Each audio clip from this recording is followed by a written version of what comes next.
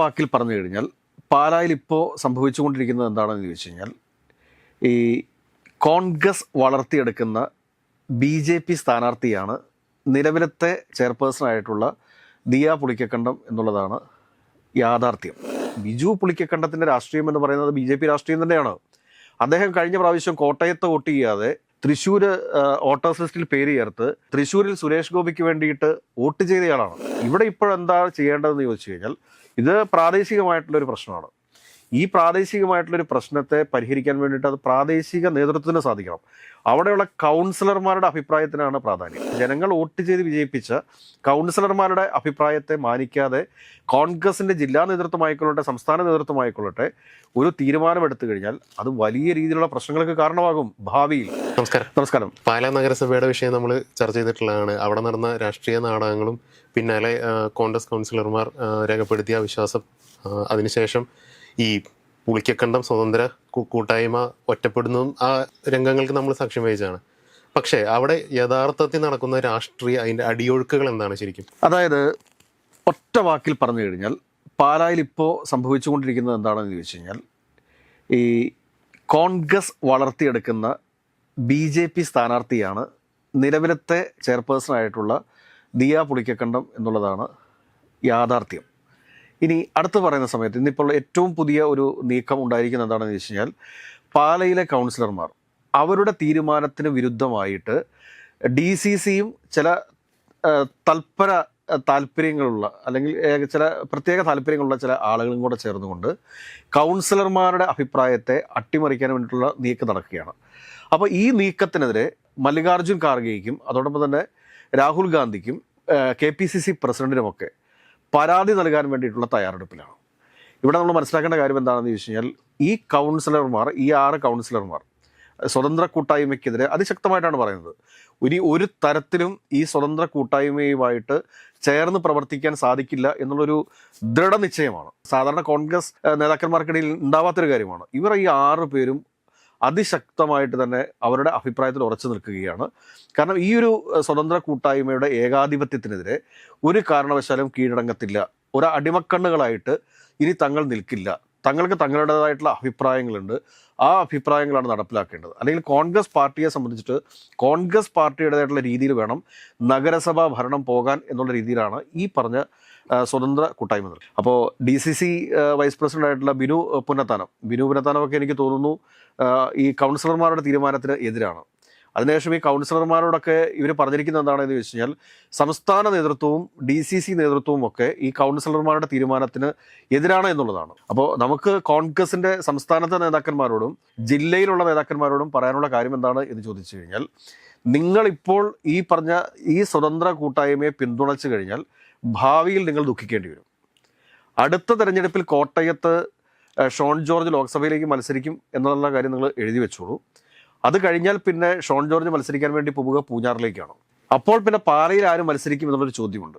പാലയിൽ ആരും മത്സരിക്കുമെന്ന് ചോദിച്ചു കഴിഞ്ഞാൽ അതിനു വേണ്ടിയിട്ട് അച്ഛനും അതോടൊപ്പം തന്നെ സഹോദരനും കൂടെ കൂടിയിട്ട് വളരെ വൃത്തിയായിട്ട് വളർത്തിക്കൊണ്ട് വരുന്ന ഒരു രാഷ്ട്രീയ ബിംബമാണ് ഈ പറഞ്ഞ ഈ വളരെ പ്രായം താരതമ്യേന കുറവുള്ള ദിയ പുളിക്കക്കണ്ടം എന്ന് പറയുന്ന ചെയർപേഴ്സൺ എന്നുള്ള യാഥാർത്ഥ്യം മനസ്സിലാക്കുന്നത് നല്ലതായിരിക്കും. ഈ കഴിഞ്ഞ ദിവസം, അതായത് സുരേഷ് ഗോപി വിജയിച്ച് 2 വർഷം പിന്നിടുന്ന സമയത്ത് സുരേഷ് ഗോപിയുടെയുമായി ബന്ധപ്പെട്ടിട്ട് നിൽക്കുന്ന ഒരു ഫോട്ടോ ദിയ പുളിക്കക്കണ്ടത്തിൻ്റെ കൊച്ചച്ഛൻ സാമൂഹ്യ മാധ്യമങ്ങളിൽ ഇട്ട് നമ്മൾ കണ്ടതാണ്. കാരണം രാഷ്ട്രീയം ഏതായാലും ബിജു പുളിക്കക്കണ്ടത്തിൻ്റെ രാഷ്ട്രീയം എന്ന് പറയുന്നത് BJP രാഷ്ട്രീയം തന്നെയാണ്. അദ്ദേഹം കഴിഞ്ഞ പ്രാവശ്യം കോട്ടയത്ത് വോട്ട് ചെയ്യാതെ തൃശ്ശൂർ വോട്ടേഴ്സ് ലിസ്റ്റിൽ പേര് ചേർത്ത് തൃശ്ശൂരിൽ സുരേഷ് ഗോപിക്ക് വേണ്ടിയിട്ട് വോട്ട് ചെയ്തയാളാണ്. വ്യക്തിപരമായ ബന്ധത്തെ ഒന്നും നമ്മൾ ഒരിക്കലും നിരുത്സാഹപ്പെടുത്തില്ല. കാരണം ഒരുപാട് കോൺഗ്രസ്സുകാർക്ക് കമ്മ്യൂണിസ്റ്റുകാരുമായിട്ട് ബന്ധമുണ്ട്, ഒരുപാട് കോൺഗ്രസ്സുകാർക്ക് BJP നേതാക്കന്മാരുമായിട്ട് ബന്ധമുണ്ട്. എന്തിനേറെ പറയുന്നു, VD സതീശൻ തന്നെ, മുഖ്യമന്ത്രിയായിട്ടുള്ള VD സതീശൻ തന്നെ പരസ്യമായിട്ട് പറഞ്ഞ കാര്യമാണ്. രാജീവ് ചന്ദ്രശേഖർ വളരെ മാന്യനായിട്ടുള്ളൊരു വ്യക്തിയാണ്.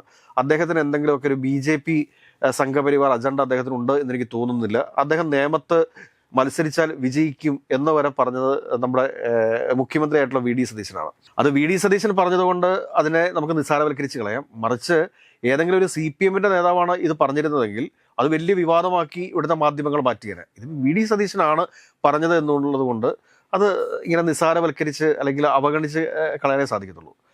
അപ്പോൾ ഇതിനകത്ത് നമ്മൾ മനസ്സിലാക്കേണ്ട കാര്യം എന്താണെന്ന്, പാലായിലുള്ള ആളുകളുടെ ഒരു അടിസ്ഥാനപരമായിട്ട് തന്നെ ഈ ഒരു സ്വതന്ത്ര കൂട്ടായ്മയുമായി ചേർന്നുകൊണ്ട് ഇനി ഭരണം മുൻപോട്ട് കൊണ്ടുപോകേണ്ട എന്നുള്ള രീതിയാണ്. അതിനകത്ത് ഏറ്റവും പ്രധാനപ്പെട്ട കാര്യം എന്ന് വെച്ച് കഴിഞ്ഞാൽ ഇവരുടെ ഈ ഒരു ഏകാധിപത്യ പ്രവണതയാണ്. പിന്നെ രണ്ടാമത്തെ കാര്യം എന്താണ് എന്ന് ചോദിച്ചു കഴിഞ്ഞാൽ, ഈ കഴിഞ്ഞ നിയമസഭാ തെരഞ്ഞെടുപ്പിൽ UDFന്റെ ഒരു കുത്തൊഴുക്കായിരുന്നു കേരളത്തിൽ എമ്പാടും. ഒരു സുനാമി വന്നടിച്ച മാതിരി അവർ എല്ലാ സീറ്റുകളിലും ഈ പറഞ്ഞ തൃക്കരിപ്പൂർ ഉൾപ്പെടെയുള്ള, പയ്യന്നൂർ ഉൾപ്പെടെയുള്ള, അല്ലെങ്കിൽ തളിപ്പറമ്പ് ഉൾപ്പെടെയുള്ള സീറ്റുകളിൽ കോൺഗ്രസിന്റെ സ്വതന്ത്ര സ്ഥാനാർത്ഥികൾ വിജയിക്കുന്ന കാഴ്ച നമ്മൾ കണ്ടതാണ്, അല്ലെങ്കിൽ UDFന്റെ സ്വതന്ത്ര സ്ഥാനാർത്ഥികൾ വിജയിക്കുന്ന കാഴ്ച നമ്മൾ കണ്ടതാണ്.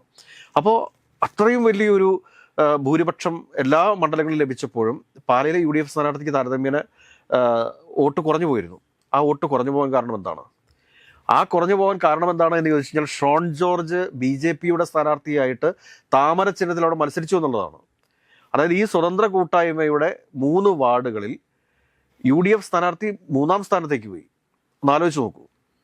എന്നാൽ ഈ നിലവിലത്തെ MLA ആണ് ശരിക്കും പറഞ്ഞു കഴിഞ്ഞാൽ ഇപ്പോൾ ഇവർ തന്നെ തുടരണം എന്നുള്ള നിലപാട് സ്വീകരിക്കുന്നത്. അദ്ദേഹം ഇനിയും എന്താണ് ഇങ്ങനെയുള്ള ആളുകളെ തിരിച്ചറിയാത്തത് എന്നുള്ളത് ഓർക്കുമ്പോഴാണ് നമുക്കൊക്കെ ഒരു ദുഃഖമുള്ളത്. ഈ 6 കൗൺസിലർമാർക്കുള്ള അത്ര ഒരു ധൈര്യം ജില്ലാ സംസ്ഥാന നേതൃത്വങ്ങൾക്കില്ല എന്നാണ്. ജില്ലാ സംസ്ഥാന നേതൃത്വങ്ങൾ കരുതിക്കൊണ്ടിരിക്കുന്നത് എന്താണെന്ന് ചോദിച്ചു കഴിഞ്ഞാൽ, കേരള കോൺഗ്രസുകളെ മൊത്തമായിട്ട് തീർക്കുക എന്നുള്ള ചില താല്പര്യങ്ങൾ ചില ആളുകൾക്ക് മാത്രമേ ഉള്ളൂ. അപ്പോൾ കോൺഗ്രസ് നേതൃത്വത്തിന് കൃത്യമായിട്ട് അറിയാവുന്ന കാര്യം എന്താണെന്ന് ചോദിച്ചു കഴിഞ്ഞാൽ, ഈ പറഞ്ഞ കേരള കോൺഗ്രസ് ജോസഫ് ഗ്രൂപ്പ്, ഈ ജോസഫ് ഗ്രൂപ്പിനെ കുറിച്ച് അവർ പറഞ്ഞു കഴിഞ്ഞാൽ അവരൊരു ബിഗ് സീറോയാണ്.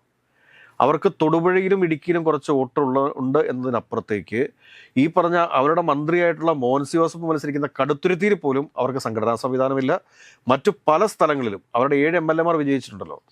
ഈ 7 MLA വിജയിച്ചിട്ടുള്ള പല സ്ഥലങ്ങളിലും ഇവർക്ക് സംഘടനാ സംവിധാനമില്ല എന്നുള്ളതൊരു യാഥാർത്ഥ്യമാണ്. അതിനെക്കുറിച്ച് കൃത്യമായ ധാരണയുള്ളത് ആർക്കാണ് എന്ന് ചോദിച്ചു കഴിഞ്ഞാൽ കോൺഗ്രസ് നേതൃത്വത്തിനാണ്. അപ്പോൾ ഈ ഒരു സംവിധാനം ആഫ്റ്റർ PJ ജോസഫ് വലിയൊരു ചോദ്യചിഹ്നമാണ്. നമ്മൾ കഴിഞ്ഞ ചർച്ചയിലും പറഞ്ഞതാണ്. അപ്പോൾ അങ്ങനെ വരുമ്പോഴത്തേക്ക് സ്വാഭാവികമായിട്ടും ഇത് തമ്മിൽ തല്ലി അപ്പുറത്തേക്കൊക്കെ പോകും. ഇതിനകത്ത് വന്നിരിക്കുന്ന പ്രമുഖരായിട്ടുള്ള പല ആളുകളും ബിസിനസ്സുകാരും ഒക്കെ ആയിട്ടുള്ള ആളുകളാണ്, അല്ലെങ്കിൽ അവർ പണ്ട് തുടങ്ങിയ കേരള കോൺഗ്രസ് പാരമ്പര്യത്തിൽ നിൽക്കുന്നവരാണ് എന്ന് നമുക്ക് പറയാൻ സാധിക്കില്ല. എന്നാൽ ചില ഇപ്പോൾ ഷിബു തെക്കുംപുറത്തിനെ പോലുള്ള ആളുകൾ എന്ന് പറഞ്ഞു കഴിഞ്ഞാൽ ജനിച്ചു വീണപ്പം മുതൽ എനിക്ക് തോന്നുന്നു കേരള കോൺഗ്രസ് ആണെന്ന് എനിക്ക് തോന്നുന്നു. അദ്ദേഹം മാണി സാറിൻ്റെ കൂടുതലുണ്ടായിരുന്നു, PJ ജോസഫ് സാറിൻ്റെ കൂടുതലും വർക്ക് ചെയ്തിട്ടുണ്ട്, എനിക്കൊന്ന് R ബാലകൃഷ്ണപിള്ളയുടെ കൂടുതലും വർക്ക് ചെയ്തിട്ടുണ്ടോ എനിക്ക് സംശയമുണ്ട്. അപ്പോൾ ഇങ്ങനെ ഒക്കെയുള്ള കുറേ MLA ഉണ്ട് അതിനകത്ത്. അപ്പോൾ ആഫ്റ്റർ PJ ജോസഫ് എന്ന് പറയുമ്പോഴത്തേക്ക് കേരള കോൺഗ്രസ് ജോസഫിന് മുമ്പിൽ വലിയൊരു ചോദ്യചിഹ്നം കിടക്കുന്നുണ്ട്. ഈ 7 MLA നോക്കിയിട്ട് കാര്യമില്ല. എന്നാൽ കേരള കോൺഗ്രസ് എമ്മിനെ സംബന്ധിച്ചിട്ട് അവർക്ക് സംഘടനാ സംവിധാനമുണ്ട്. ഈ സംഘടനാ സംവിധാനത്തെ ഏത് രീതിയിലാണ് പ്രയോജനപ്പെടുത്തുക എന്നുള്ളതാണ് UDF നോക്കേണ്ടത്. മറിച്ച് ഇങ്ങനെ സ്വന്തമായിട്ടൊരു കേരള കോൺഗ്രസ് ഫൈറ്റ് അല്ലെങ്കിൽ വിരോധം വെച്ചുകൊണ്ടിരുന്നു കഴിഞ്ഞാൽ അവിടെ സംഭവിക്കാൻ പോകുന്നത്, അവിടെ ഒരു BJPക്ക് ഒരു സ്പേസ് ഉണ്ടാക്കി കൊടുക്കുന്നതിന് തുല്യമായിരിക്കും കോൺഗ്രസ് നേതൃത്വം ഇപ്പോൾ ചെയ്തുകൊണ്ടിരിക്കുന്ന കാര്യങ്ങൾ. കാരണം ഈ സ്വതന്ത്ര കൂട്ടായ്മ എത്ര നാൾ മുമ്പോട്ട് പോകുന്നോ അത്രയും നാൾ, ഞാൻ പറഞ്ഞത് ഇപ്പോൾ ഈ ബിനു പുളിക്കക്കണ്ടത്തിന് പറ്റിയ ഒരു അബദ്ധമാണിത്. അതായത് നമ്മൾ നോക്കിക്കാണേണ്ടത് എന്താണെന്ന് ചോദിച്ചു കഴിഞ്ഞാൽ, ദിയ പുളിക്കക്കണ്ടത്തെക്കുറിച്ചൊക്കെ നമ്മൾ കരുതിയിരുന്നത് എന്താണ്? ഊർജ്ജസ്വലയൊക്കെയാണ് ഇപ്പോഴും. വെൽ എഡ്യൂക്കേറ്റഡ് ആയിട്ടുള്ള, അല്ലെങ്കിൽ ആളുകളോടൊക്കെ ആയിട്ട് വളരെ നല്ല രീതിയിൽ ഇടപെടുന്ന ഒരു ഗുഡ് പൊളിറ്റീഷ്യ ആയിരിക്കും എന്നാണ് നമ്മൾ കരുതിയത്. പക്ഷേ പൊളിറ്റീഷ്യ എന്ന് പറയുന്ന പദത്തിൽ തന്നെ ചില തെറ്റുകളുണ്ട്.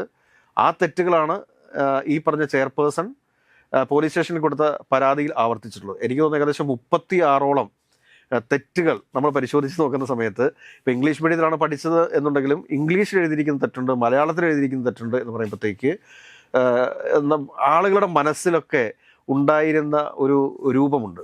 കാരണം ഇംഗ്ലീഷ് പഠിപ്പിച്ചവരാണ്. അതാണ് ഞാൻ പറഞ്ഞത്. കാരണം എന്താ വെച്ച് കഴിഞ്ഞാൽ, നാളെയുടെ വാഗ്ദാനമാണ് അല്ലെങ്കിൽ പാലയുടെ അഭിമാനമാണ് എന്നൊക്കെ പറഞ്ഞിരുന്നവർ അത് മാറ്റി പറയാൻ വേണ്ടി തുടങ്ങിയിട്ടുണ്ട്. ഇത് കോൺഗ്രസിനെ സംബന്ധിച്ചിട്ട് വലിയ രീതിയിലുള്ള ദോഷം ചെയ്യും എന്ന് വേണം നമ്മൾ മനസ്സിലാക്കാനായിട്ട്. ഇവിടെ ഇപ്പോഴെന്താ ചെയ്യേണ്ടതെന്ന് ചോദിച്ചു കഴിഞ്ഞാൽ, ഇത് പ്രാദേശികമായിട്ടുള്ളൊരു പ്രശ്നമാണ്. ഈ പ്രാദേശികമായിട്ടുള്ളൊരു പ്രശ്നത്തെ പരിഹരിക്കാൻ വേണ്ടിയിട്ട് അത് പ്രാദേശിക നേതൃത്വത്തിന് സാധിക്കണം. അവിടെയുള്ള കൗൺസിലർമാരുടെ അഭിപ്രായത്തിനാണ് പ്രാധാന്യം. കാരണം ഈ കോൺഗ്രസിൻ്റെ പല നേതാക്കന്മാരും ജനകീയമായിട്ടുള്ള ആളുകളുടെ പിന്തുണയില്ലാത്ത ആളുകളുണ്ട്.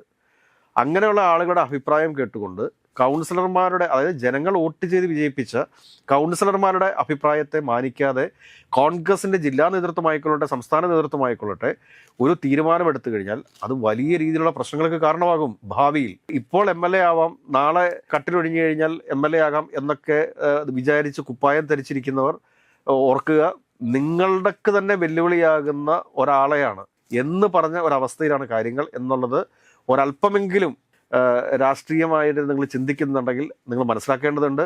6 കൗൺസിലർമാരുടെ താല്പര്യമാണ് ഇവിടെ സംരക്ഷിക്കപ്പെടേണ്ടത്. അവർ ജനങ്ങളാൽ തിരഞ്ഞെടുക്കപ്പെട്ടവരാണ്. മറ്റ് പുറത്തു നിൽക്കുന്ന ആളുകൾ എന്ന് പറഞ്ഞു കഴിഞ്ഞാൽ പാർട്ടി നേതൃത്വത്തിലിരിക്കുന്ന ആളുകളാണ്. അവർ ജനവിധി തേടി പരാജയപ്പെട്ട ആളുകൾ അതിനകത്തുണ്ട്. അതിനകത്ത് എനിക്കൊന്ന് കോൺഗ്രസിന്റെ ബ്ലോക്ക് പ്രസിഡന്റൊക്കെ 3ാം സ്ഥാനത്തോ 4ാം സ്ഥാനത്തോ പോയി. പക്ഷെ അദ്ദേഹത്തിനൊക്കെ ഈ പറയുന്ന സ്വതന്ത്ര കൂട്ടായ്മയുടെയൊക്കെ ശക്തമായ എതിർപ്പുകളുണ്ട്. അതുകൊണ്ട് ചെയ്യേണ്ട കാര്യം എന്താണെന്ന് ചോദിച്ചു കഴിഞ്ഞാൽ ഭൂരിപക്ഷ കൗൺസിലർമാർ പറയുന്ന അഭിപ്രായത്തെ മാനിച്ചുകൊണ്ട് ഒരു തീരുമാനമാണ് എടുക്കേണ്ടത്. ഏതായാലും ആദ്യമായിട്ടായിരിക്കും ഒരു മുനിസിപ്പൽ ചെയർപേഴ്സണുമായി ബന്ധപ്പെട്ടിട്ട് അല്ലെങ്കിൽ മുനിസിപ്പൽ വൈസ് ചെയർമാനെ തിരഞ്ഞെടുക്കുന്നതിന് വേണ്ടിയിട്ട് AICC നേതൃത്വത്തിന് പരാതി കൊടുക്കുന്ന ഒരു സാഹചര്യത്തിലേക്ക് കാര്യങ്ങൾ പോകുന്നത് എന്നെനിക്ക് തോന്നുന്നു.